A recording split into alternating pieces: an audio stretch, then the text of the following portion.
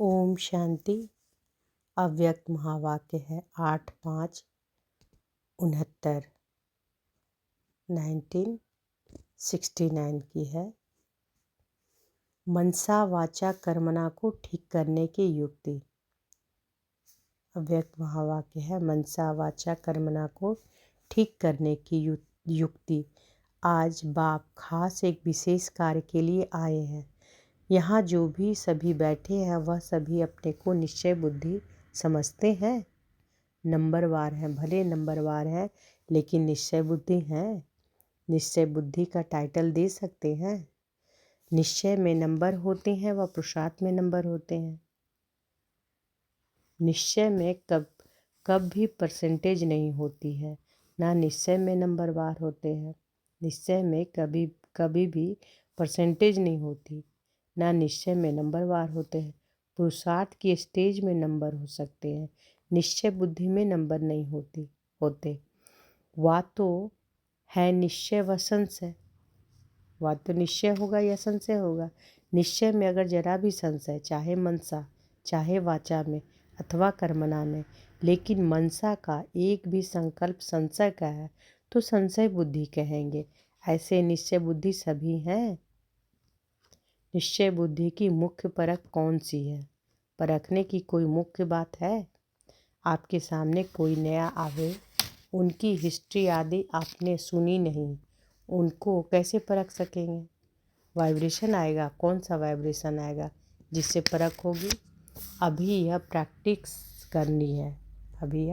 करनी है क्योंकि वर्तमान समय बहुत प्रजा बढ़ती रहेगी, तो प्रजा नज़दीक वाले को परखने के लिए बहुत प्रैक्टिस चाहिए। परखने की मुख्य बात यह है कि उनके नयनों से ऐसा महसूस होगा जैसे कोई निशाने तरफ किसी का खास अटेंशन होता है।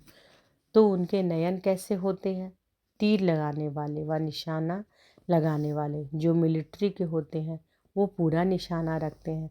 उनके नयन, उनकी वृत्ति उस समय एक ही तरफ होगी। तो जो ऐसा निश्चय बुद्धि पक्का होगा, उनके चेहरे से ऐसा महसूस होगा जैसे कि कोई निशानेबाज है। आप लोगों को मुख्य शिक्षा मिलती है, एक निशाने को देखो, अर्थात बिंदी को देखो। तो बिंदी को देखना भी निशाने को देखना है। तो निश्चय बुद्धि की निशानी क्या होगी? पूरा निशाना होगा। निशाना जरा भी हिल जाता है तो फिर हार हो जाती है। निश्चय बुद्धि के नयनों से ऐसे महसूस होगा जैसे देखते हुए भी कुछ और देखते हैं, उनके बोल भी वही निकलेंगे। यह है निश्चय बुद्धि की निशानी। निशानेबाज की स्थिति नशे वाली होती है। तो निश्चय बुद्धि की परख है निशाना। निश्चय बुद्धि की परख है निशाना और उनकी स्थिति नशे वाली होगी। यह प्रैक्टिस अभी करो, फिर जज करो कि हमारी परख ठीक है व नहीं। फिर प्रैक्टिस करते करते परख यथार्थ हो जाएगी। दृष्टि में सृष्टि कहा जाता है ना, तो आप उनकी दृष्टि से पूरी सृष्टि को जान सकते हो। मनसा वाचा कर्मणा तीनों को ठीक करने के लिए सिर्फ 3 अक्षर याद रहे। यह 3 अक्षर कौन से हैं? यह 3 अक्षर रोज मुरली में भी आते हैं। मनसा के लिए निराकारी, वाचा के लिए निरंकारी और कर्मणा के लिए है निर्विकारी। देवताओं का सबूत वाचा और कर्मणा का यही है ना।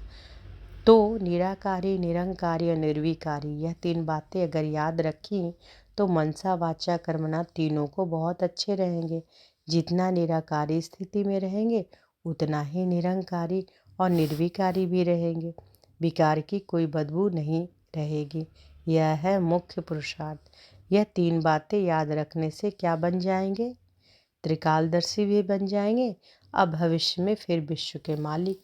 अभी बनेंगे त्रिलोकीनाथ और त्रिकालदर्शी। त्रिलोकीनाथ का अर्थ तो समझाया है, जो तीनों लोकों का ज्ञान सिमरन करते हैं वह है त्रिलोकीनाथ। जो तीनों लोकों का ज्ञान सिमरन करते हैं वह है त्रिलोकीनाथ, क्योंकि बाप के साथ आप सभी बच्चे भी हैं। अच्छा, ओम शांति।